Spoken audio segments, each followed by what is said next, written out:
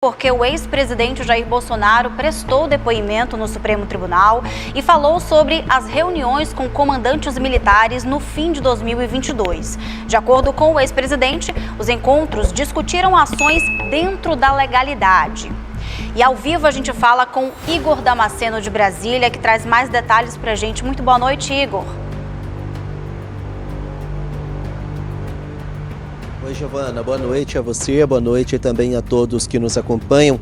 Olha, hoje foi um dos dias mais importantes da política brasileira nos últimos anos, porque como vocês acompanharam na reportagem, pela primeira vez, Jair Bolsonaro ficou cara a cara com aquele que ele considera um dos seus maiores inimigos políticos, que é o ministro Alexandre de Moraes. E os dois lados não cederam. Bolsonaro deu a visão dele, Alexandre de Moraes retrucou, também deu a versão que foi apontada pela Procuradoria-Geral da República, e o que a gente viu hoje foi um verdadeiro embate entre eles.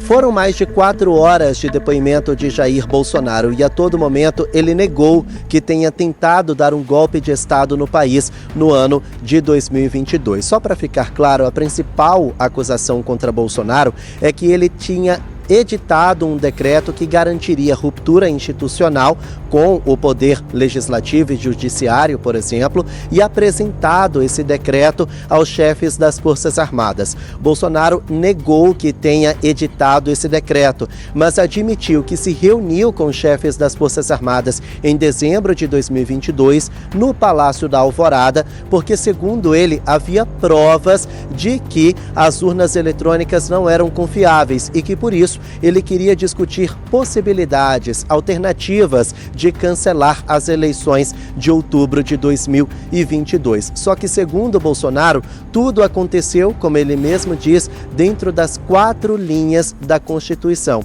Vamos ouvir o que ele disse em plenário. Olha, o que foi conversado nessas poucas reuniões, que teve reunião para tratar de outros assuntos. Por exemplo, tratamos de GLO, porque os caminhoneiros estavam parando na iminência de parar sobre o que poderia acontecer com aquela multidão em frente aos quartéis. Então teve assunto, teve reunião para tratar exclusivamente desse assunto. Conforme falou o Alfredo Gomes, talvez tenha sido nessa reunião, nós estudamos possibilidades outras dentro da Constituição. Ou seja, jamais saindo das 4 linhas. Como o próprio comandante Paulo Sérgio falou, que tinha que ter muito cuidado na questão jurídica, porque não podíamos fazer nada fora disso. Obviamente, a gente sabia disso.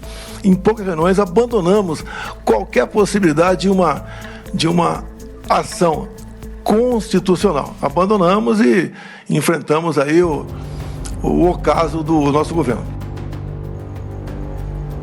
Bom, vocês ouviram Bolsonaro também falar a respeito da GLO. O que é isso? É a garantia da lei e da ordem. A nossa Constituição permite dar poder de polícia para as Forças Armadas quando há pelo menos uma iminência de a situação sair do controle. Naquela época, os caminhoneiros tinham travado as principais rodovias federais porque não estavam muito satisfeitos com a vitória de Lula. Então, Bolsonaro explicou que chegou a discutir GLO com os militares para evitar que alguma situação saísse do controle. Mas, de acordo com a delação de Mauro Cid e as provas colhidas pela Polícia Federal, naquela reunião, Bolsonaro tinha sim falado a respeito da intenção de um plano golpista, como disse Mauro Cid ontem e como denunciou a Procuradoria-Geral da República. Bom, foram 4 horas de depoimento que foram marcadas também por situações inusitadas que acabaram viralizando na internet em forma de meme, como, por exemplo, Bolsonaro soltar uma piada e convidar Moraes para ser o vice dele na chapa de Bolsonaro nas eleições do ano que vem. Vamos ouvir. Pretendo na quinta, sexta, sábado, estar no Rio Grande do Norte, visitando uns 8 municípios.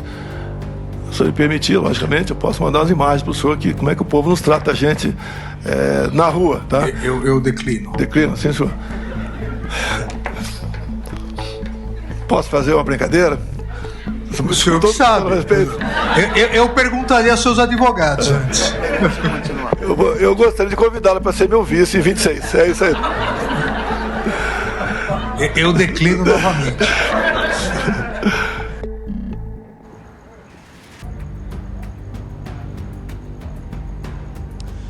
Bom, todos os réus do chamado Núcleo 1 da trama golpista foram ouvidos entre ontem e hoje. Moraes tinha reservado a semana inteira para ouvir esses réus, mas acabou terminando tudo hoje. E o que vai acontecer agora? Agora é a fase onde acusação e defesas podem pedir novas provas e novas oitivas, então já é a segunda metade desse julgamento. E depois que eles solicitarem novas provas, novas diligências, novos depoimentos, aí sim vai começar o julgamento para absolvição ou para condenação de cada um deles. Independentemente do resultado da sentença, eu lembro a vocês que Jair Bolsonaro está inelegível por 8 anos por abuso de poder político. É um outro julgamento, não tem nada a ver, ele não pode se candidatar em 2026, independentemente do julgamento que está em curso nesse momento. Viu, Giovana? Volto contigo aí no estúdio. Muito obrigada, Igor Damasceno, pelas suas informações. A gente vai seguir por aqui acompanhando as próximas fases desse julgamento, com certeza. Quer ficar por dentro de todas as notícias da programação de A Crítica? Então já se inscreve no nosso canal, ativa aí o sininho para receber todas as notificações e não perder nenhum conteúdo. E até o próximo vídeo.